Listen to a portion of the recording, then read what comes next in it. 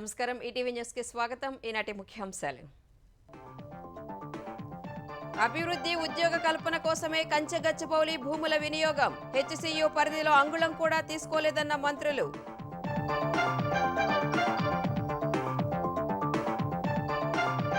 HCU భూముల జోలికి రావొద్దంటూ వర్సిటీల్లో ఆందోళన విద్యార్థులకు ప్రతిపక్షాల మద్దతు విక్రయిస్తే ఊరుకోబోమని హెచ్చరిక హైదరాబాద్ మినహా తెలంగాణలో మొదలైన సన్నబియ్యం పంపిణీ రేషన్ దుకాణాల్లో ప్రారంభించిన ప్రజా ప్రతినిధులు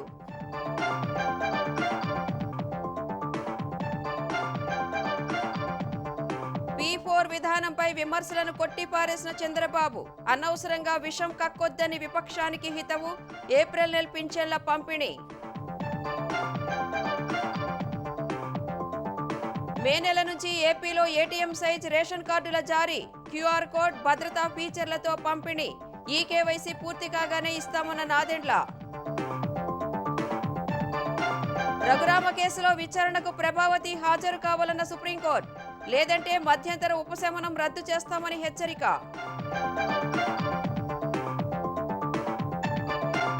ఉత్తరప్రదేశ్లో బుల్డోజర్ కూల్చివేతలపై సుప్రీంకోర్టు ఆగ్రహం రాజ్యాంగ విరుద్ధమని వ్యాఖ్య చట్ట ప్రకారం చేపట్టాలని ఆదేశాలు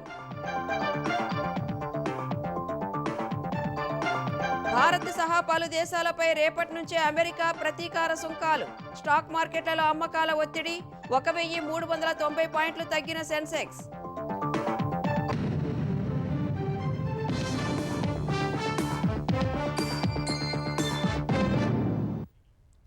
ప్రపంచ స్థాయి సంస్థలను హైదరాబాద్కు తీసుకొచ్చి నిరుద్యోగ యువతకు పెద్ద ఎత్తున ఉద్యోగ అవకాశాలు కల్పించేందుకే కంచెగచ్చిబౌలిలోని 400 ఎకరాల ప్రభుత్వ భూమిని ఉపయోగిస్తామని తెలంగాణ సర్కార్ స్పష్టం చేసింది హెచ్సియుకి చెందిన అంగుళం భూమిని కూడా తీసుకోవడం లేదని తేల్చి చెప్పింది పర్యావరణానికి విఘాతం కలిగించే ఎలాంటి చర్యలు చేపట్టబోమన్న మంత్రులు ఈ విషయంలో బీఆర్ఎస్ సహా కొందరు చేస్తున్న తప్పుడు ప్రచారాన్ని ఎవరూ నమ్మొద్దని సూచించారు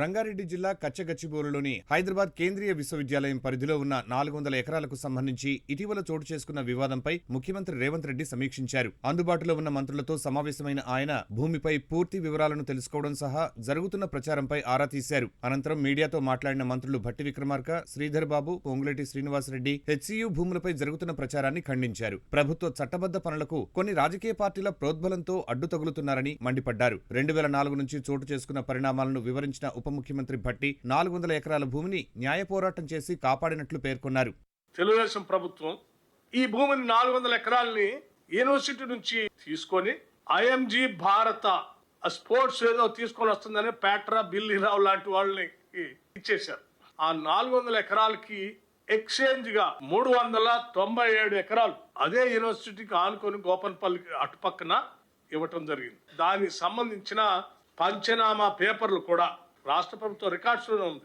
సరే ఎక్స్చేంజ్ లో ఆ ల్యాండ్ యూనివర్సిటీకి వస్తే యూనివర్సిటీ వాళ్ళు బాగానే ఉన్నారు కానీ ఈ 400 ఎకరాలు ఎక్కడ పోయింది పేట్రా బిల్లీరావు అనేటువంటి ఐఎంజీ భారత్ అని ఒక ఫ్రాడ్ కంపెనీకి పోయింది అరే ఇది రాష్ట్ర ప్రజల ఆస్తి సొమ్ము కదా ఈ ఆస్తి ప్రజలకే ఉండాలి రాష్ట్రాలకే ఉండాలి కదా అని ఆ తర్వాత వచ్చినటువంటి కాంగ్రెస్ ప్రభుత్వం దీన్ని క్యాన్సిల్ చేసింది 2014 టీఆర్ఎస్ ప్రభుత్వం అధికారంలో రావటం ఈ 10 ఏళ్లు అధికారంలో వచ్చిన టీఆర్ఎస్ ప్రభుత్వం గట్టిగా కొట్లాడి ఆ భూమి తెచ్చుకోకపోగా గాలికి వదిలేసింది కొన్ని వేల కోట్ల రూపాయలు విలువ చేసే భూమిని మేము కాపాడి రాష్ట్ర ప్రజలకి ప్రభుత్వానికి చెందేటట్టుగా చేసి దీన్ని ఈరోజు కాపాడితే అసలు నిజంగా ఎవరైనా అభినందిస్తారు దీన్ని 400 ఎకరాల భూమి ప్రభుత్వపరం అయ్యాకే టీజీఐఐసీకి అప్పగించామన్న భట్టి అంతర్జాతీయ సంస్థల్ని రప్పించి యువతకు ఉద్యోగాలు ఇప్పించేందుకు కృషి చేస్తున్నట్లు పేర్కొన్నారు 10 ఏళ్లు ఉద్యోగాలు కల్పించలేక గాలికి వదిలేస్తే బాధపడుతున్న నిరుద్యోగ యువతి యువకులకి మనం ఇటు ప్రభుత్వ పరంగా ఉద్యోగ అవకాశాలు కల్పించడమే కాదు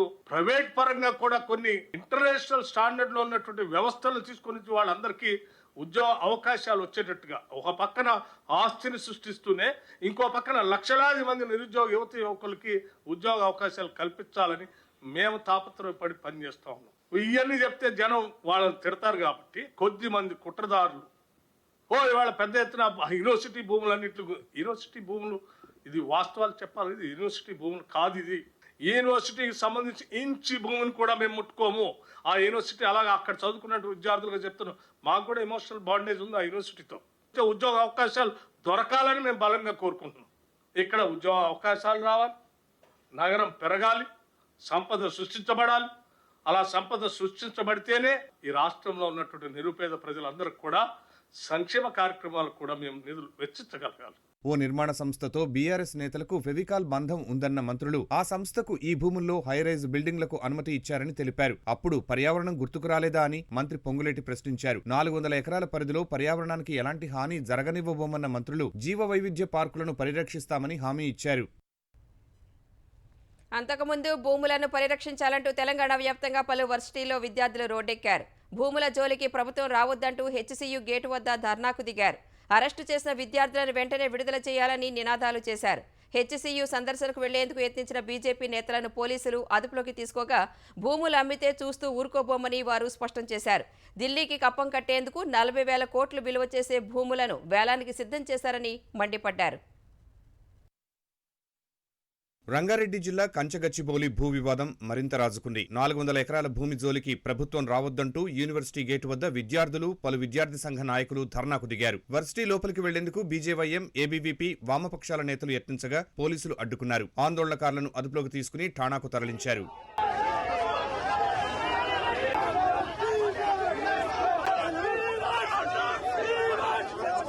హెచ్సీయూ భూములపై ప్రభుత్వ వైఖరి మార్చుకోవాలంటూ రాష్ట్ర వ్యాప్తంగా పలు వర్సిటీల్లో విద్యార్థులు రోడ్డెక్కారు. ఉస్మానియా యూనివర్సిటీలో ఐక్య విద్యార్థి సంఘాల ఆధ్వర్యంలో ఆర్ట్స్ కళాశాల వద్ద నిరసన వ్యక్తం చేశారు. వారిని పోలీసులు అరెస్ట్ చేసి ఠాణాకు తరలించారు. హనుమకొండలోని కాకతీయ వర్సిటీ, నిజామాబాద్, తెలంగాణ వర్సిటీల్లో విద్యార్థులు ఆందోళన చేశారు. ప్రభుత్వ దిష్టిబొమ్మ దహనానికి యత్నించగా పోలీసులు, విద్యార్థుల మధ్య తోపులాట చోటు చేసుకుంది.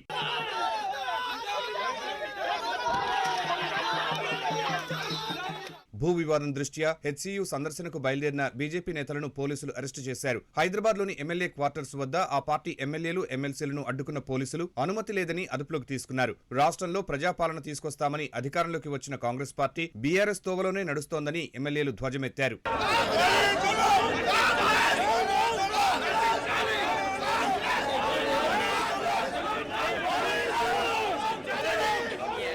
హెచ్సీయూ భూముల విషయంలో జోక్యం చేసుకోవాలని కేంద్ర మంత్రి కిషన్ రెడ్డి నేతృత్వంలో బీజేపీ ఎంపీలు కేంద్ర విద్యాశాఖ మంత్రి ధర్మేంద్ర ప్రధాన్ను కలిసి కోరారు. పర్యావరణ, వారసత్వ భూముల్ని రక్షించాలని నివేదించారు. యూనివర్సిటీకి కేటాయించిన భూములు మార్కింగ్ చేసేలా చర్యలు తీసుకోవాలని కోరారు. ఇవాళ రేవంత్ రెడ్డి సర్కార్ 400 ఎకరాలలో అక్కడున్న జింకలను చంపి, అక్కడున్న నెమలను చంపి, అక్కడున్న మెడిసినల్ ప్లాంట్స్ కూడా పీకేసి ఇవాళ కాంక్రీట్ జంగల్ లాగా చేసే ప్రయత్నం చేస్తూ ఉంది. హైదరాబాద్ విశ్వవిద్యాలయం ఉన్నటువంటి గొప్పతనాన్ని రాబోయే కాలంలో ఇంకా కొన్ని వేల మందికి జ్ఞానం అందించేటువంటి విశ్వవిద్యాలయంగా ఎదగకూడదని, అది ప్రపంచ స్థాయి విశ్వవిద్యాలయంగా చేసే ఆస్కారం ఉండకూడదని చెప్పి ఏ కుట్ర అయితే చేస్తుందో దీన్ని తీవ్రంగా భారతీయ జనతా పార్టీ అడ్డుకుంటుంది. ఇదే అంశాన్ని రాజ్యసభలో ప్రస్తావించిన ఎంపీ లక్ష్మణ్ 400 ఎకరాల అమ్మకాన్ని అడ్డుకోవాలని కేంద్రానికి విజ్ఞప్తి చేశారు. కంచెగచ్చిబౌలి భూ వివాదం నేపథ్యంలో బీఆర్ఎస్ నేతలను పోలీసులు గృహ నిర్బంధం చేశారు.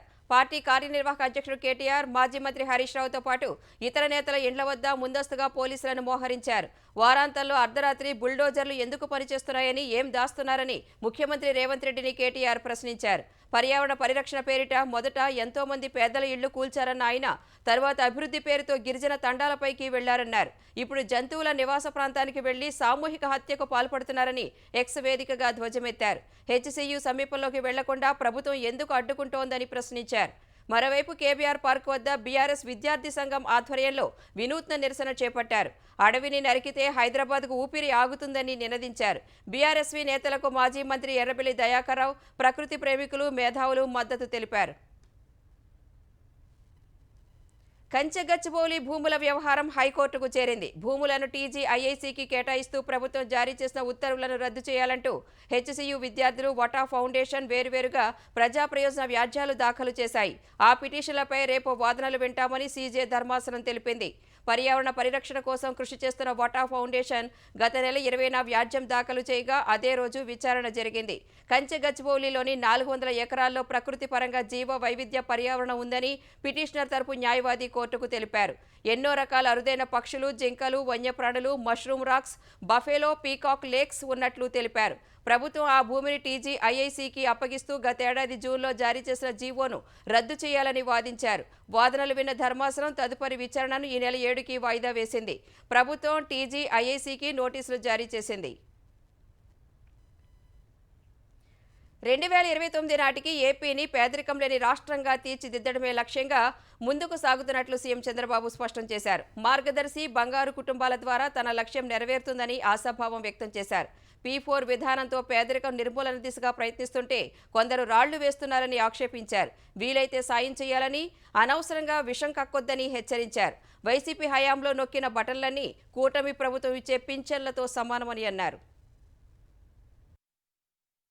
బాపట్ల జిల్లా చినగంజాం మండలం కొత్తగొల్లపాలెంలో ఎన్టీఆర్ భరోసా పింఛన్లను సీఎం చంద్రబాబు పంపిణీ చేశారు. లబ్ధిదారుల ఇళ్లకు స్వయంగా వెళ్లి సీఎం పింఛన్లు అందించారు. లబ్ధిదారుల సమస్యలను తెలుసుకున్నారు. పింఛన్ల పంపిణీ అనంతరం ప్రజావేదిక సభలో మాట్లాడిన ఆయన ప్రజలే ముందు, ఆ తరువాతే మిగతా పనులని చెప్పారు. ముందుండి నడిపించాలనే ఉద్దేశంతో క్షేత్రస్థాయిలో పనిచేస్తున్నట్లు చెప్పారు. రాష్ట్ర పునర్నిర్మాణం చేపట్టే బాధ్యత తీసుకుంటానని గతంలో చెప్పానని, ఆ మాట ప్రకారం ముందుకు వెళ్తున్నామన్నారు. గతంలో ఒక నెల పింఛన్ తీసుకోకపోతే ఆ డబ్బు వచ్చే పరిస్థితి లేదన్న చంద్రబాబు ఒక నెల పింఛన్ తీసుకోకపోతే 2 లేదా 3 నెలలు తీసుకునే అవకాశం ఇచ్చామని వివరించారు.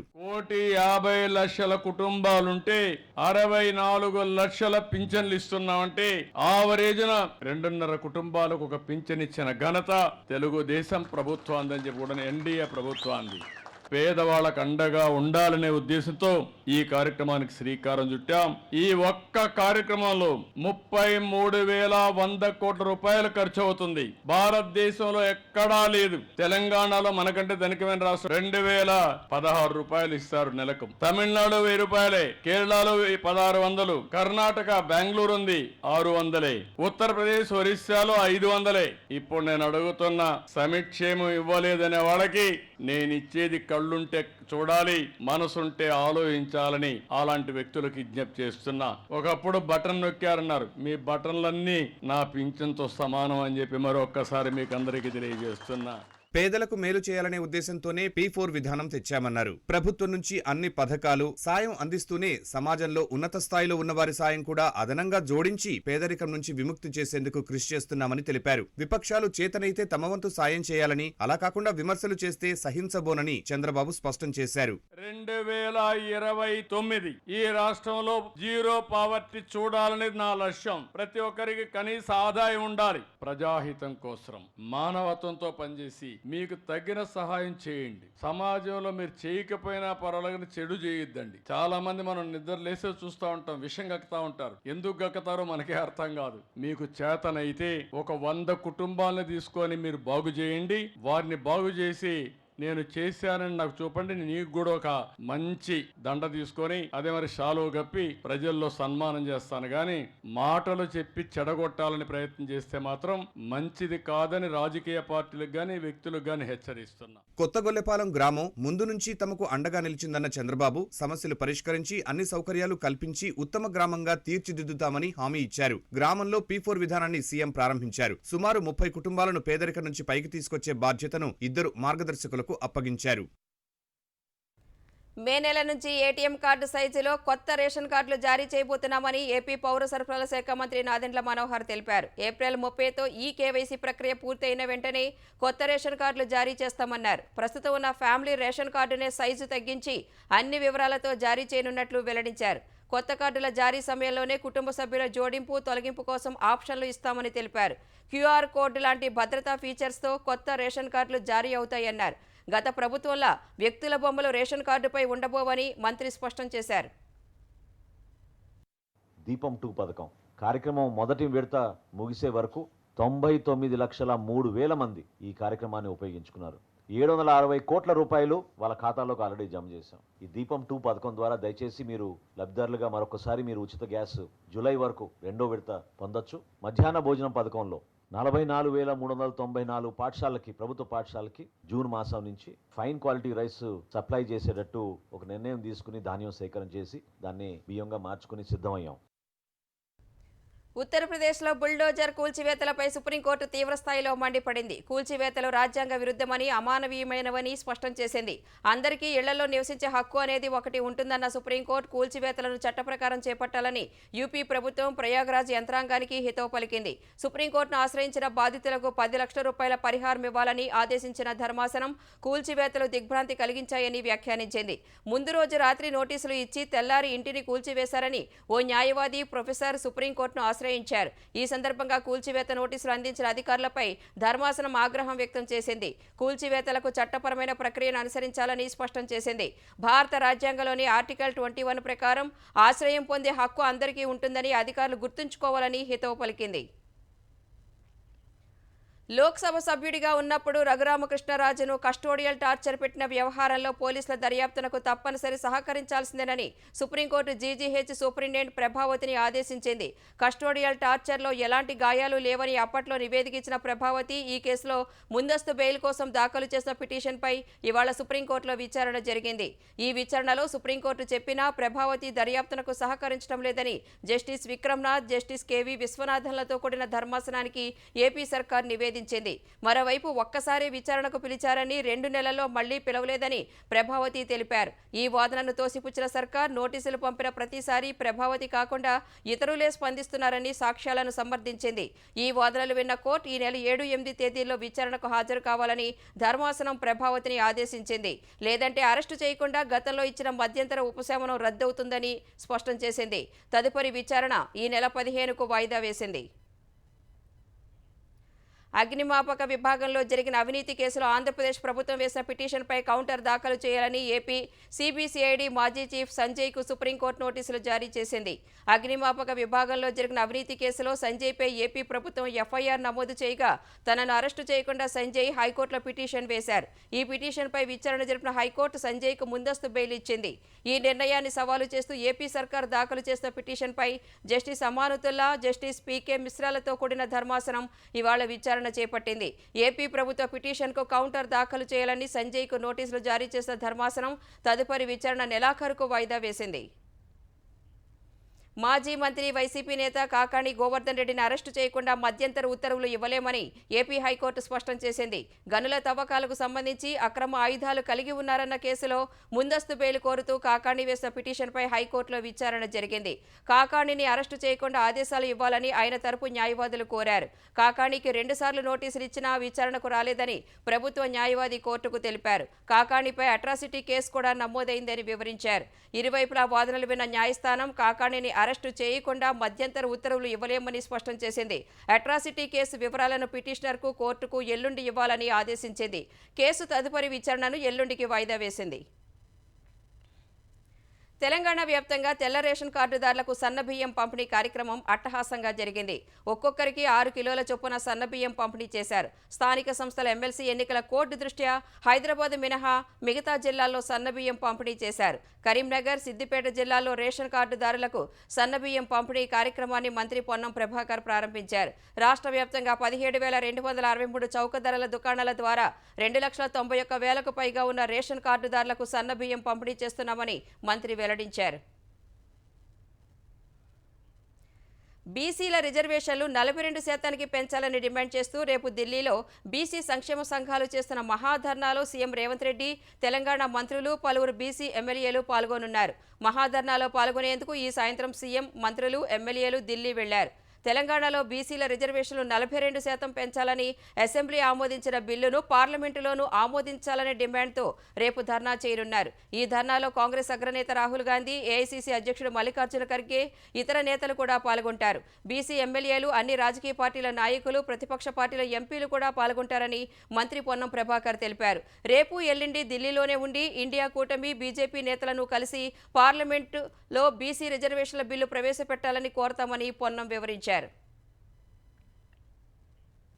భారత్ సహా కీలక వాణిజ్య భాగస్వామ్య దేశాలపై అమెరికా ప్రతీకార సుంకాలు రేపటి నుంచి అమలు కానున్నాయి. ఇందులో ఎలాంటి మినహాయింపులు లేవని ఇప్పటికే అమెరికా అధ్యక్షుడు డొనాల్డ్ ట్రంప్ స్పష్టం చేశారు. కొన్ని అమెరికా ఉత్పత్తులపై భారత్ 100% సుంకాలు వసూలు చేస్తోందని వైట్ హౌస్ మీడియా కార్యదర్శి కరోలిన్ లీవిట్ అన్నారు. ఇతర దేశాలు విధించే అధిక సుంకాల వల్ల అమెరికా ఉత్పత్తులను ఎగుమతి చేయడం అసాధ్యంగా మారుతోందని తెలిపారు.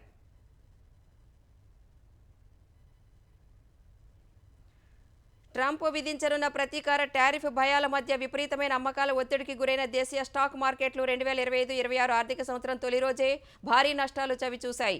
ఐటీ, ప్రైవేటు బ్యాంకుల వాటాల విక్రయానికి మదుపర్లు మొగ్గు చూపిన వేళ సెన్సెక్స్ 1390 పాయింట్లు పతనమైంది. ఉదయం క్రితం ముగింపు కంటే 533 పాయింట్ల దిగువన 76,882 పాయింట్ల వద్ద బీఎస్సీ సూచీ ప్రారంభమైంది. అయితే మొదట్లో భారీ కొనుగోళ్ల కారణంగా నష్టాల నుంచి కోలుకున్న సెన్సెక్స్ తొలి గంటలోనే 77,487 పాయింట్ల గరిష్ట స్థాయికి చేరింది. అనంతరం తీవ్రమైన అమ్మకాల ఒత్తిడికి గురైన సూచీ 75,912 పాయింట్ల కనిష్ట స్థాయికి పడిపోయింది. చివరికి 76,024 పాయింట్ల వద్ద స్థిరపడింది. జాతీయ స్టాక్ ఎక్స్చేంజి సూచీ నిఫ్టీ 354 పాయింట్లు తగ్గి 23,166 పాయింట్ల వద్ద ముగిసింది. గుజరాత్ బనస్కంతా జిల్లా దీసా పట్టణంలోని పారిశ్రామిక ప్రాంతంలోని ఓ బాణాసంచా కర్మాగారంలో జరిగిన పేలుడులో 18 మంది దుర్మరణం పాలయ్యారు. పేలుడు ధాటికి ఫ్యాక్టరీ పైకప్పు కూలగా మంటలు కర్మాగారం మొత్తం వ్యాపించాయి. పలువురు కార్మికులు, వారి కుటుంబ సభ్యులు వాటి శిథిలాల కింద చిక్కుకుపోయారు. సమాచారం అందుకున్న పోలీసులు, అగ్నిమాపక సిబ్బంది వెంటనే అక్కడకు చేరుకుని సహాయక చర్యలు చేపట్టారు. ఈ ప్రమాదంలో 18 మంది మరణించినట్లు అధికారులు తెలిపారు. కొందరిని కాపాడి సమీప ఆసుపత్రికి తరలించారు. నక్సల్స్ రహిత భారత్ దిశగా పెద్ద అడుగుపడిందని హోంమంత్రి అమిత్ షా సామాజిక మాధ్యమం ఎక్స్లో పేర్కొన్నారు. దేశంలో నక్సల్స్ ప్రభావిత జిల్లాలు 12 నుంచి 6కు పరిమితమైనట్లు వెల్లడించారు. సశక్త్, సురక్షిత్, సమృద్ధ భారత్ను మోదీ సర్కార్ నిర్మిస్తోందని అమిత్ షా పేర్కొన్నారు. నక్సలిజాన్ని రూపుమాపేందుకు అన్ని ప్రాంతాల అభివృద్ధికి అవిశ్రాంతంగా ప్రయత్నిస్తున్నట్లు తెలిపారు. వచ్చే ఏడాది మార్చి 31 నాటికి దేశం నుంచి నక్సలిజాన్ని రూపుమాపే లక్ష్యానికి కట్టుబడి ఉన్నట్లు షా వెల్లడించారు.